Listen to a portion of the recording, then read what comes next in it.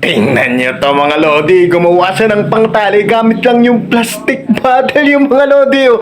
Tapos ang ganda kasi pantay-pantay yung pagkakagawa niya. Matibay kaya yan? So, titingnan natin kung magagawa natin yan. Susubukan din natin. Okay, let's go! Bawal gayahin ng mga bata, patnubay ng magulang ang kailangan. Yung mga lodi, eto na yung ating mga kailangan. So, ito yung tubo.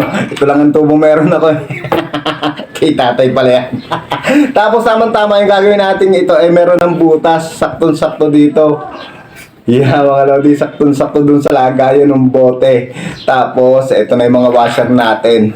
Saka, yeah, meron na tayong talim. Okay, simulan na natin to. Let's go! At inilagay ko na nga itong ating gagamitin na washer mga lodi. Tapos ating tatandaan yung ating bubutasan. Akin na nga siyang sinulatan mga lodi. Kaso itim din yung pang sulat ko. At akin na nga binutasan mga lodi yung ating mga tinandaan niya mga lodi. Okay na siguro yan. At yan na nga mga lodi yung ating paglalagyan ng washer. So atin na itong ilagay mga lodi. So ang ilalagay muna natin ay tatlo yung mga lodi. So dito akin muna susukatan yan mga lodi kung panama nga yung space niya dyan sa gitna. Tapos yan nga pala yung ilalagay natin doon sa pantatlo ng mga lodi bago natin ilagay yung pang-apat na washer. Yan ganan mga lodi. Tapos ganito ang magiging hitsura niya. Saan mga lodi? Ito na yung ating ginawa yung mga lodi.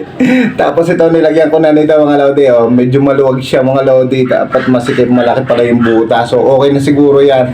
Yan mga lodi. So pakita ko muna sa inyo. Yan siya mga lodi, oh, yung ginawa natin, oh. So, okay.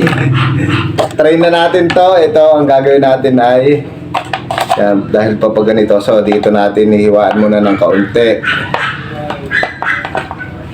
Yan. Okay na siguro yung mga lodi. Yan. So, ito na, the moment of truth. Okay. Ilagay na natin to dito. Ay, naku, kilo. Maluwag kasi. Bahala na. Siguro naman makakagawa pa rin na tayo ng tali dahil dyan. Kahit ganun yan. Ito na mga lodi, the moment of truth.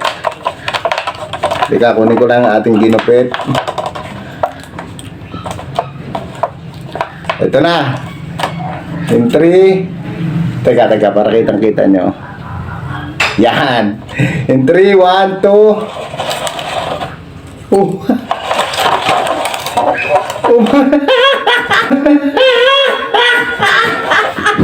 Teka, alayo ako. Malode, oh. Oh. Itali na tayo. Oh, teka, dahan-dahan lang. Oh. Oh, may sira na yung battle dito. So, guntingin na natin. Oh!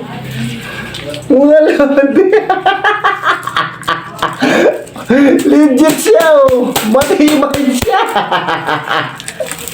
Oh. Oh, diba ating subukang. Yung mga lodi, eto itatali na natin. Titingnan natin kung pwede nga siyang itali. Siguro depende din sa plastic bottle na gagamitin mo. Yan mga lodi. So yan mga lodi, oh. Siguro depende din sa mga plastic bottle pero oh.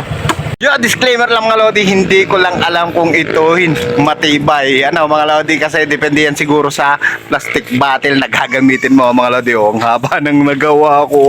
Oh. Oop. Shoutout nga po pala sa mga tukay mga lodi, mga tropa. Okay, shoutout po sa inyo.